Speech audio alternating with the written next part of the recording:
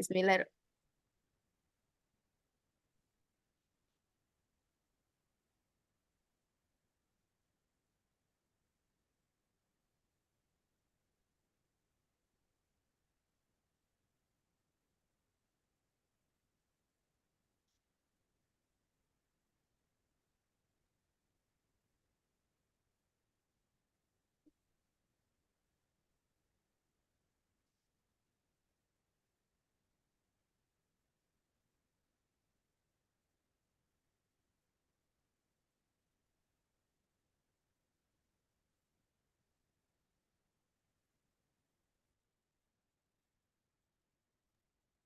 Kenapa, Ken? Udah direkam, Bos.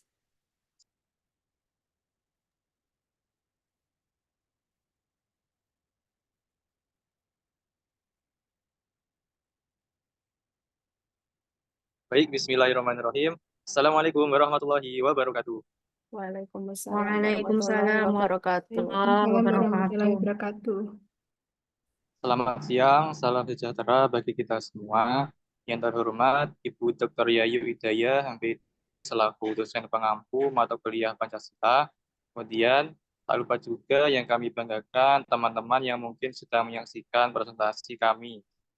Perkenalkan, kami dari kelompok 1 di sini akan mempresentasikan hasil diskusi dari kelompok kami dengan tema Pancasila di era Revolusi Industri 4.0, pendidikan Pancasila di perguruan tinggi dan refleksi kajian ilmiah tentang Pancasila di era global.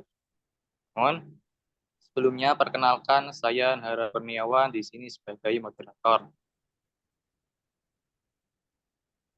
Kemudian saya dibersamai dengan teman-teman saya yaitu Fitri Nurhaliza, Titik Dania, Rosa Amalia, Meutia Khairinnya Afifah, Nika Indafi Aryati, Chelsea Gita, Ataya Denika, Nuzuzul Etnonias.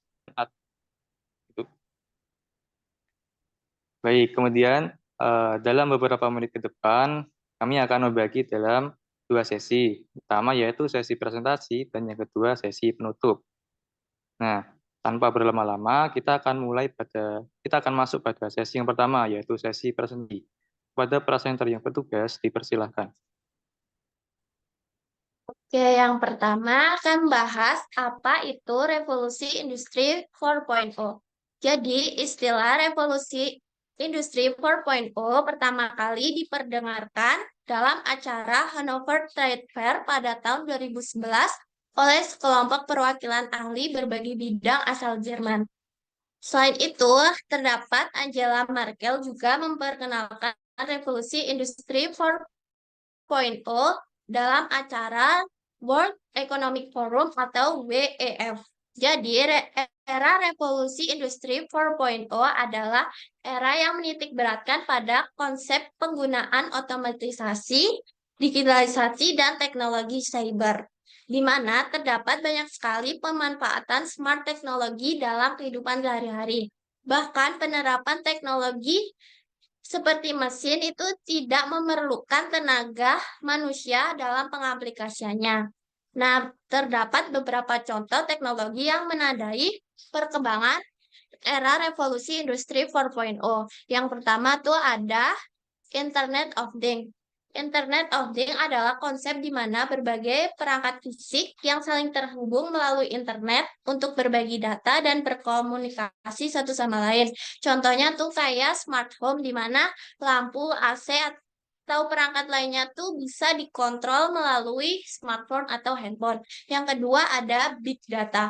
Big Data mengacu pada kumpulan data yang sangat besar dan kompleks sehingga tidak bisa diolah dengan metode tradisional. Contohnya tuh kayak digunakan dalam bisnis seperti analisis data. Yang ketiga ada percetakan 3D atau 3D printing. Jadi teknologi ini memungkinkan pembuatan objek 3 dimensi dari model digital dengan cara menunjukkan material lapis demi lapis. Biasanya digunakan dalam manufaktur ataupun konstruksi. Yang keempat ada Artificial Intelligence atau AI atau kecerdasan buatan. yaitu teknologi yang memungkinkan komputer untuk berpikir, belajar, dan membuat keputusan selayaknya manusia. Contohnya tuh kayak ChatGPT, Gemini, ataupun Perplexity. Nah, yang kelima ada kendaraan tanpa pengemudi atau autonomous vehicles. Teknologi memungkinkan kendaraan itu seperti mobil tuh apa beroperasi tanpa dikendalikan oleh manusia. Sistem ini dikendalikan oleh sensor atau AI. Yang keenam ada rekreasi genetik, yaitu teknologi yang memungkinkan modifikasi gen organisme baik manusia, hewan, atau tumbuhan untuk meningkatkan ketahanan seperti tanaman terhadap hama atau penyakit. Yang ketujuh ada robot. Robot adalah mesin yang dapat diprogram untuk melakukan tugas tertentu baik secara otomatis maupun dikendalikan oleh manusia. Nah, yang kedelapan ada komunikasi awan atau cloud computing. Teknologi memungkinkan penyimpanan atau pemrosesan data melalui internet sehingga pengguna tidak memerlukan penyimpanan data secara lokal di perangkat mereka.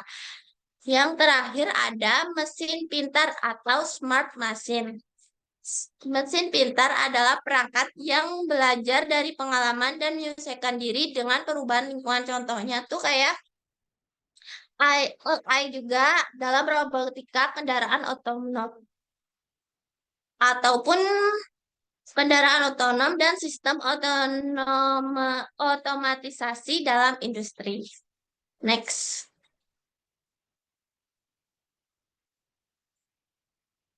Selanjutnya,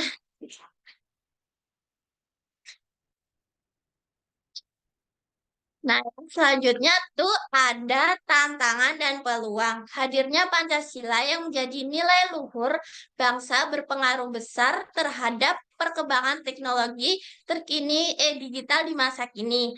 Di era digital yang semakin maju, banyak peluang yang bisa diperoleh, begitupun tantangan yang akan muncul.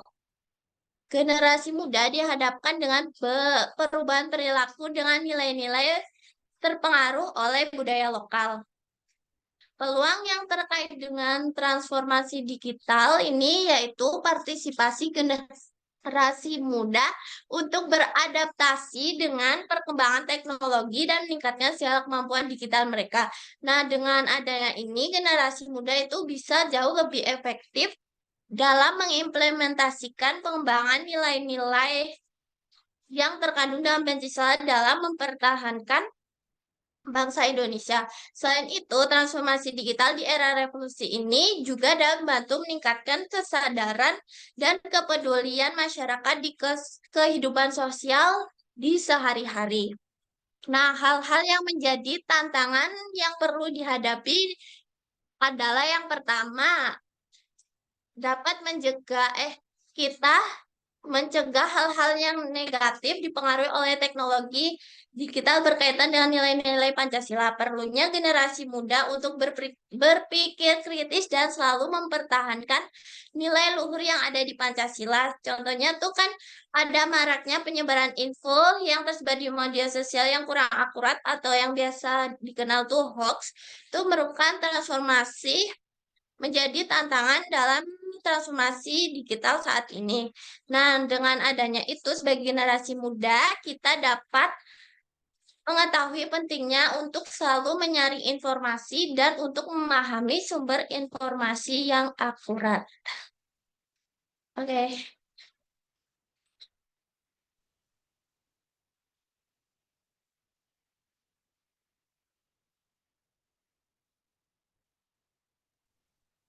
Nah, izin melanjutkan.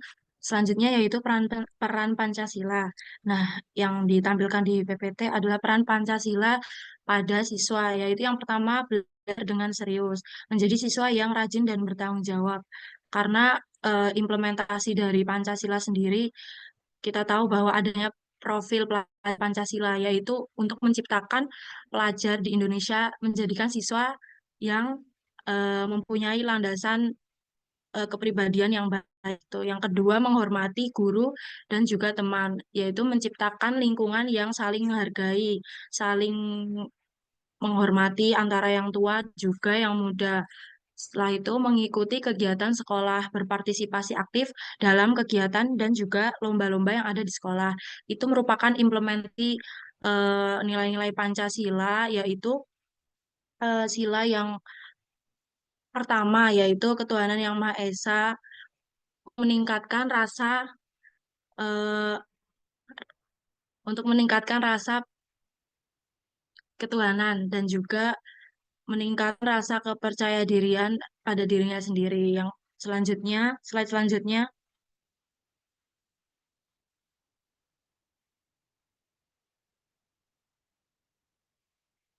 yaitu pentingnya Pancasila, pendidikan Pancasila di perguruan tinggi. Yang pertama, mengembangkan karakter, yang kedua, meningkatkan kesadaran, yang ketiga, membangun kepribadian. Itu nanti akan dijelaskan oleh teman saya. Lanjut, saya akan menjelaskan tentang pengembangan karakter. Nah, karakter yang dimaksud di sini adalah kita sebagai mahasiswa pastinya maha itu berarti tingkatannya lebih tinggi daripada siswa. Jadi harapannya untuk mengembangkan karakter kejujuran, kesadaran sosial, dan juga toleransi. Nah, Pancasila itu menjadi panduan dalam membentuk karakter mahasiswa yang berintegritas, berakhlak mulia, dan juga memiliki toleransi dalam kehidupan di kampus. Misal kita menghargai dosen yang sedang mengajar, menghargai teman-teman kita, meskipun kita berbeda-beda suku, budaya, dan juga ras. Setelah itu menjadi pedoman dalam kurikulum pendidikan. Pastinya di perguruan tinggi pun ada pendidikan Pancasila, yaitu untuk meningkatkan pemahaman mahasiswa tentang nilai-nilai kebangsaan dan juga kenegaraan. Lalu adanya sikap nasionalisme dan juga kebangsaan. Mahasiswa itu didorong untuk mencintai tanah air, menghormati perbedaan, serta berkontribusi dalam pembangunan bangsa. Yang keempat, adanya perwujudan nilai-nilai demokratis yang ada pada lingkungan akademik. Dengan contohnya itu seperti musyawarah dan juga demokrasi. Maaf. Nah, jadi musyawarah dan demokrasi contohnya dalam berbagai kegiatan kampus seperti organisasi mahasiswa, pemilihan ketua BEM, atau diskusi akademik yang ada di kelas gitu. Setelah itu perlunya untuk selalu menjaga persatuan dan juga keberagaman. Kampus kan sebagai miniatur masyarakat Indonesia yang multikultural, di mana harus menciptakan nilai-nilai sila untuk menciptakan harmoni dalam keberagaman suku, budaya, juga agama. Yang nantinya pendidikan Pancasila itu dapat menciptakan mahasiswa yang berpikir kritis dan juga bertanggung jawab. Jadi kita itu tidak dituntut hanya cerdas secara akademik, namun juga memiliki tanggung jawab sosial terhadap masyarakat dan juga lingkungan.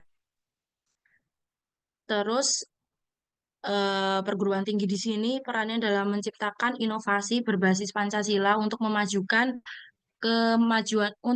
bangsa seperti adanya penelitian, PKM, pengabdian masyarakat yang nantinya bermanfaat bagi kesejahteraan rakyat. Gitu. Nah, jadi itu semua ada hubungannya dengan nilai Pancasila dengan pendidikan karakter yang membentuk karakter mahasiswa dengan menanamkan toleransi, nasionalisme, demokrasi, dan kepedulian sosial yang sudah dijelaskan tadi. Terus Pancasila sebagai karakter bangsa itu membentuk 4 aspek utama. Jadi olah hati, olah pikir, olahraga, serta olah rasa dan juga karsa. Gitu. Baik, akan dilanjutkan teman saya.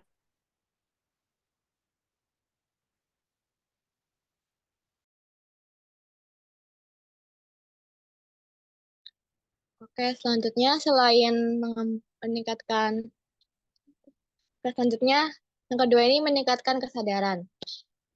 Nah, yang pertama ini membangun karakter dan identitas nasional. Jadi mahasiswa itu diajarkan nilai dalam 5 Pancasila, terus juga harus diamalkan dalam kehidupannya sehari-hari.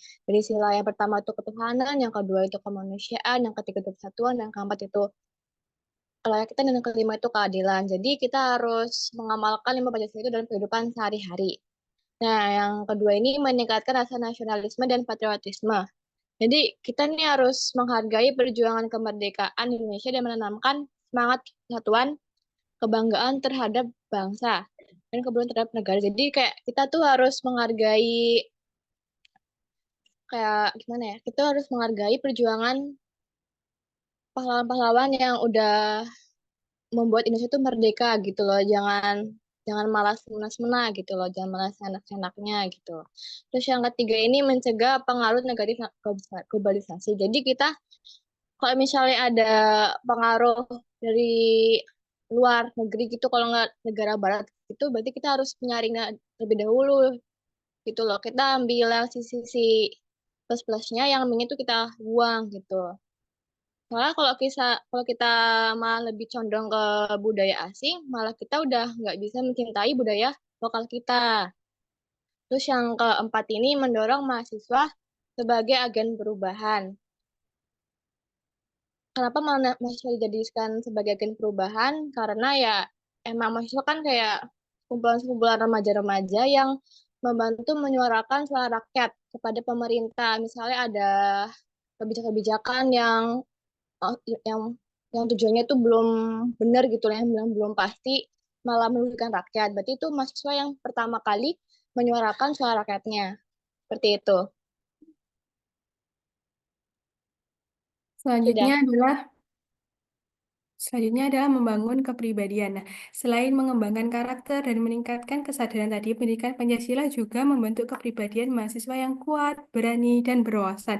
Hal ini dibuktikan dengan beberapa hal sebagai berikut. Nah, yang pertama, pendidikan Pancasila mengembangkan nilai-nilai dasar. Nilai dasar dalam Pancasila ini membantu kita tetap memegang teguh nilai moral dan etika di tengah perubahan zaman. Nah, tanpa adanya nilai ini, kita sebagai generasi muda dapat dengan mudah terpengaruh oleh hal-hal negatif dan dapat kehilangan identitas bangsa. Selanjutnya, nilai Pancasila sebagai filter.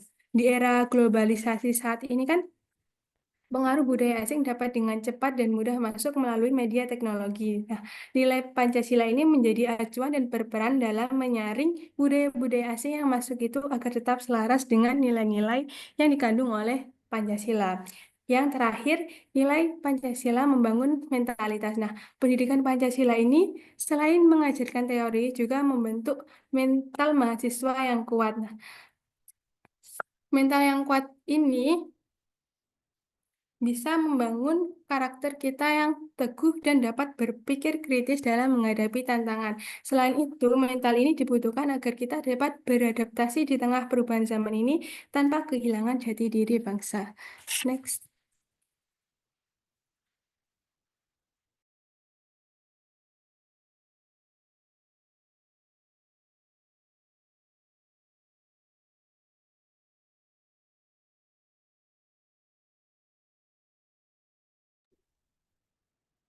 Baik, yang selanjutnya ada refleksi kajian ilmiah tentang Pancasila di era globalisasi. Yang pertama ada kajian ilmiah. Next.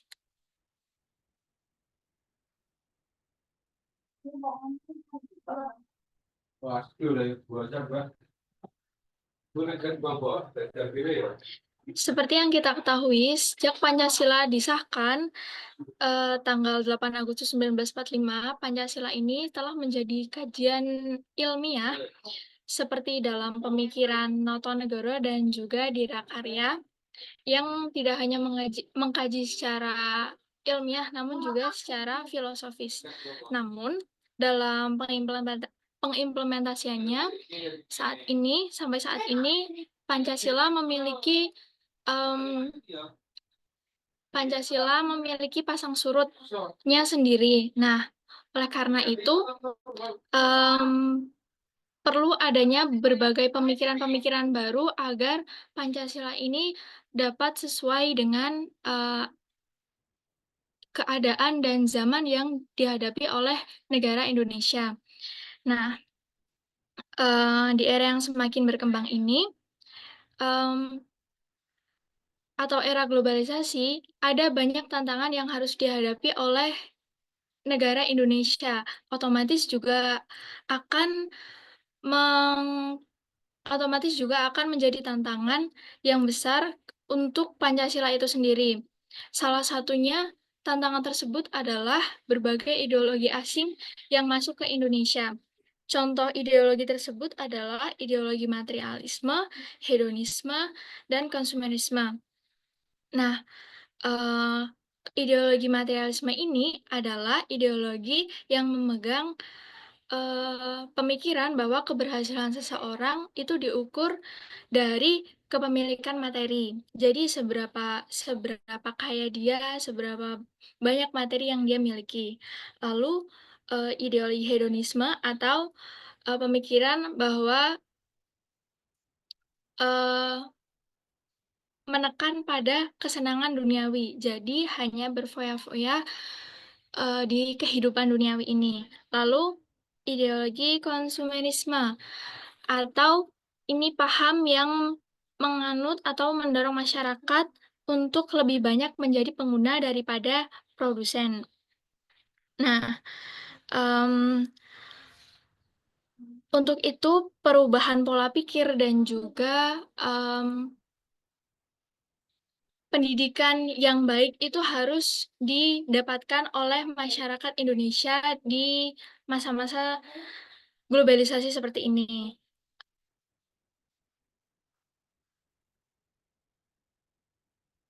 Disinilah peran pendidikan Pancasila itu sangat penting karena melalui pendidikan Pancasila, terutama untuk generasi muda, itu akan membantu mengubah pola pikir para generasi muda yang nantinya akan menjadi penerus dari negara Indonesia ini. Perlu adanya revitalisasi atau menghidupkan kembali, mengingatkan kembali nilai-nilai Pancasila yang saat ini dapat dikatakan sudah semakin tergerus oleh perkembangan zaman. Nah, di sini peran dari seluruh lapisan masyarakat, lalu pendidikan, lembaga pendidikan, pemerintah, dan masyarakat itu sangat dibutuhkan. Jadi kerjasamanya itu sangat dibutuhkan agar revitalisasi dari nilai-nilai Pancasila ini itu bisa dilaksanakan atau bisa diterapkan dengan baik. Lalu yang kedua ada globalisasi. Next.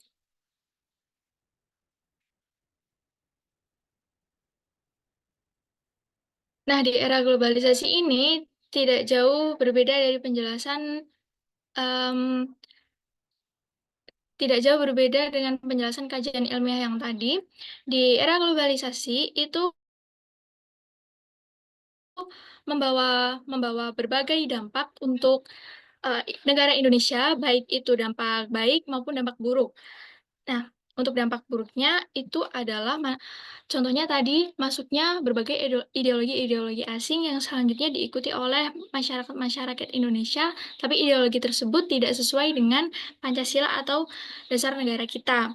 Nah, di samping dampak negatif tersebut juga ada dampak positif untuk negara Indonesia.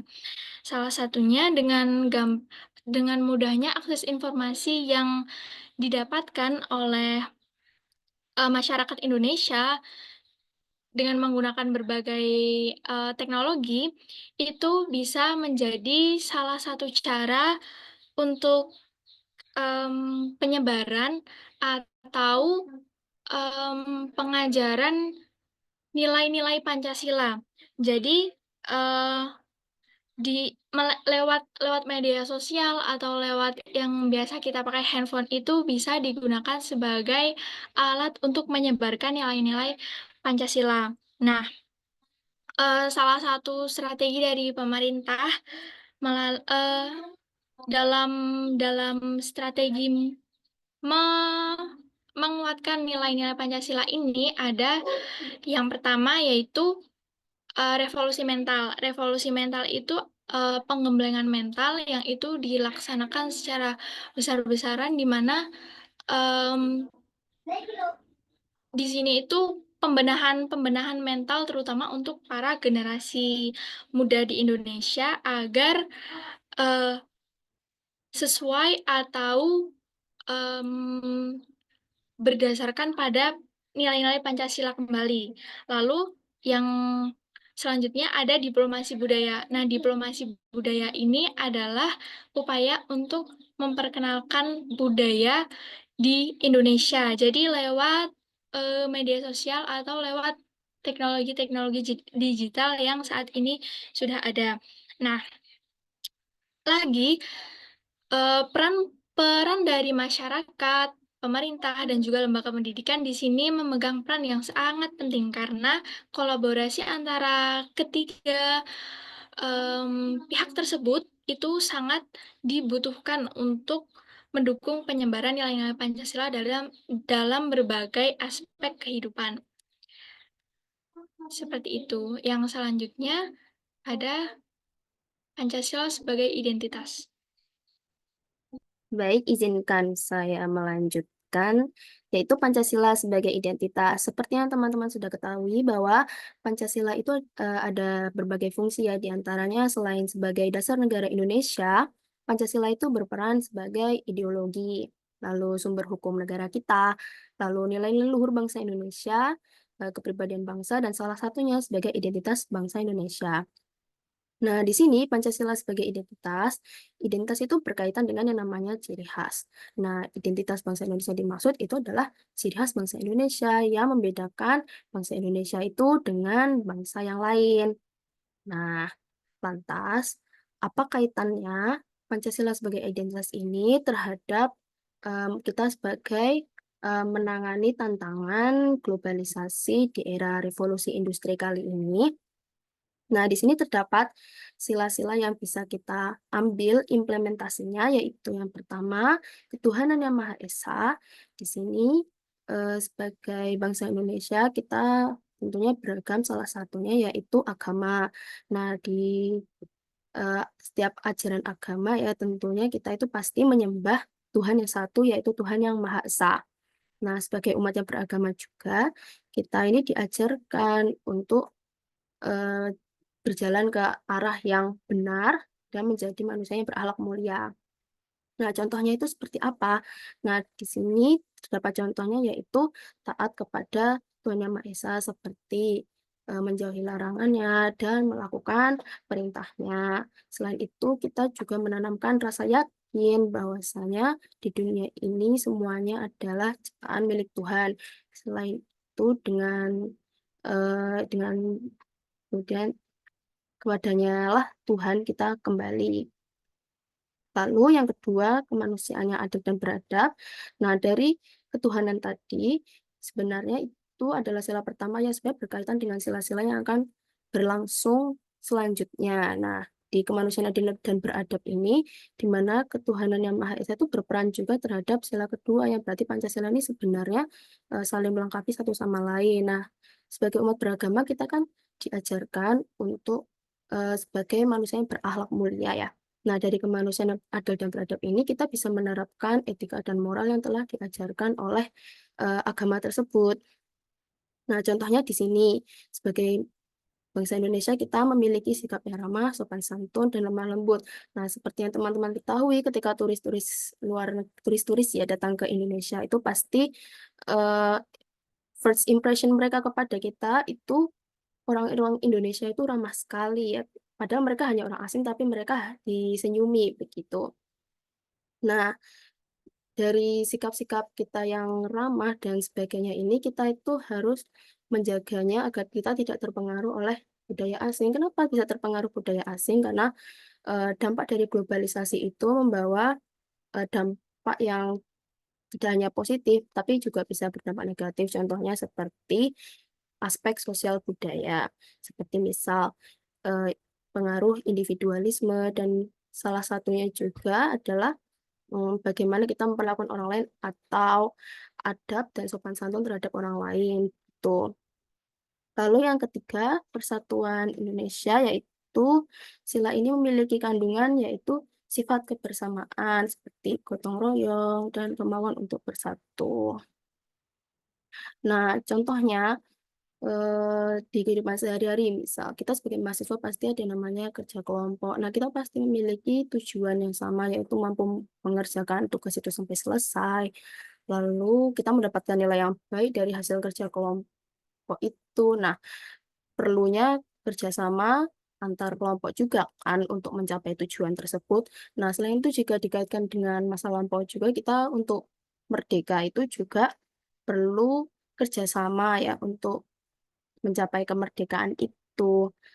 Nah, walaupun kita berbeda-beda seperti semboyan kita Bhinneka Tunggal Ika, tetapi kita satu. Kenapa kita bisa bersatu? Karena adanya rasa kebersamaan itu tadi, lalu rasa senasib dan seperjuangan, dan pastinya kita itu sama-sama menginginkan yaitu tujuan yang diraih seperti jika dikaitkan dengan contoh yang sedang baru-baru ini yaitu revisi RUU TNI, maksudnya RUU TNI yang baru disahkan. Jika dikaitkan dengan masalah ini, kita itu sebenarnya juga sedang bersatu ya, walaupun lewat media sosial maupun sebagainya, karena kita sama-sama memperjuangkan eh, apa yang kita cita-citakan, seperti kita menginginkan kemakmuran yang dimana kita bisa eh, yang dimana kita itu bisa membuat pemerintah tuh memahami bahwa kita tuh menginginkan hal yang bukan seperti ini begitu. Itu salah satu contoh dari persatuan Indonesia yang jika dikaitkan dengan saat ini. Nah, dari sila-sila ini teman-teman memahami bahwa Pancasila itu bukan hanya sekadar 5 dasar, tapi ada nilai-nilai luhur yang di dalam dirinya itu ya dimana kita itu harus mempertahankan nilainya meskipun ada tantangan globalisasi yang masuk ke dalam Indonesia begitu. Selanjutnya akan disampaikan oleh Niken.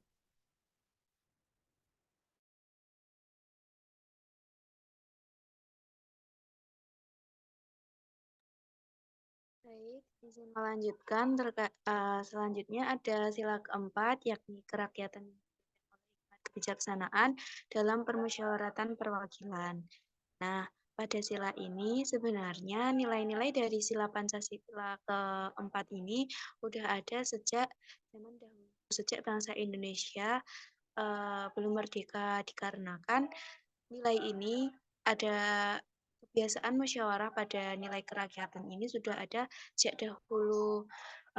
Jadi kita bisa menjaga sila ini dengan mementingkan kepentingan bersama dan tidak egois terhadap pendapat sendiri jika menemui suatu permasalahan. Contohnya dalam menghadapi hal-hal kecil, kita menggunakan prinsip atau metode kerakyatan mengimplementasikan nilai-nilai ini dalam kehidupan kita. Contohnya dalam pemilihan ketua kelas ataupun dalam pengerjaan tugas, itu kan dibutuhkan ya pendapat-pendapat dari anggota kelompok, terus kita perlu musyawarah, ini baiknya gimana. Nah, itu merupakan salah satu implementasi dari nilai Pancasila ini.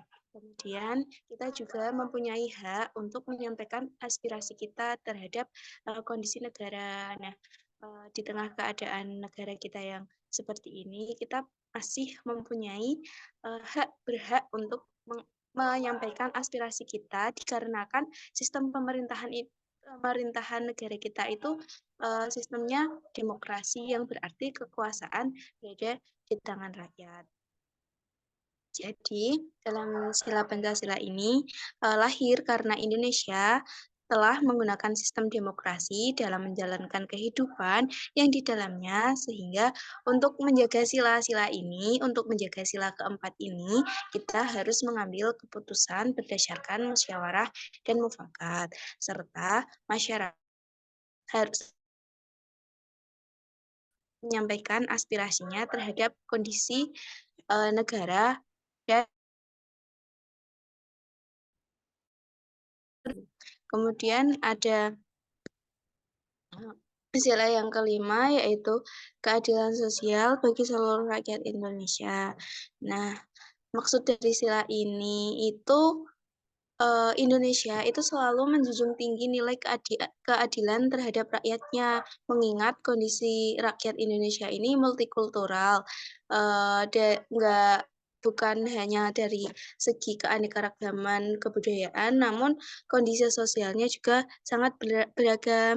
Jadi, maksud dari keadilan sosial bagi seluruh rakyat Indonesia ini, kita dalam berkehidupan ini selalu menjaga kondisi satu sama lain dengan tidak mendiskriminasi atau membeda-bedakan suku, agama, ras, maupun kondisi sosial kita. Serta kita perlu untuk melakukan kegiatan sosial untuk menyampaikan simpati dan empati terhadap orang lain yang dirasa lebih membutuhkan untuk membantu masyarakat yang kurang mampu atau membutuhkan sehingga keadilan juga dapat merata di kehidupan kita.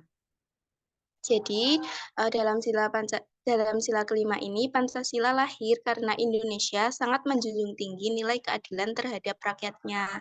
Hal ini tercantum dalam penegasan Soekarno di sidang BPUPKI pada 1 Juni 1945 yang menyatakan bahwa keadilan merupakan bagian yang penting dan paling dasar agar tidak terjadi kesenjangan antara si kaya dan si miskin. Oleh karena itu, kita bisa menjaga sila ini dengan tidak mendiskriminasi atau membeda-bedakan antar masyarakat. Serta kita juga perlu melakukan kegiatan sosial sehingga dapat membantu masyarakat yang lebih membutuhkan sehingga keadilan dapat merata di kondisi saat ini.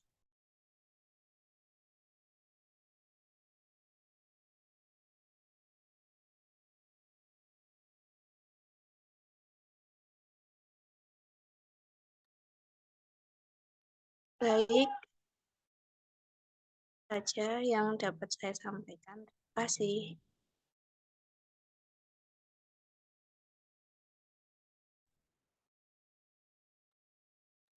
Baik, sehingga dapat Baik, disimpulkan bahwa dengan kita menanamkan pendidikan Pancasila di perguruan tinggi itu mampu mendapatkan rasa nasionalisme dan menghargai bangsa Indonesia dan berkontribusi terhadap Indonesia. Sekian presentasi dari kelompok kami. baik, kita telah melalui sesi pertama yaitu sesi presentasi. Kemudian kita akan masuk pada sesi kedua sekaligus menjadi sesi terakhir yaitu penutup. Terima kasih kepada Ibu Dr. Yayu MPT dan teman-teman semuanya yang telah menyaksikan kami melakukan presentasi melalui video ini. Ini juga mohon maaf apabila terdapat kesalahan dari kelompok kami, baik itu dari cara penyampaian yang salah maupun pengambilan informasi yang kurang tepat.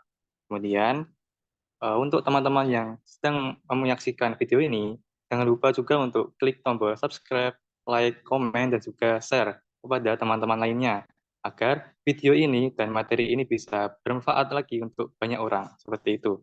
Baik, cukup sekian dari kelompok kami tutup. Wassalamualaikum warahmatullahi wabarakatuh. Waalaikumsalam Waalaikumsalam warahmatullahi Waalaikumsalam wabarakatuh. warahmatullahi wabarakatuh. Terima kasih semuanya.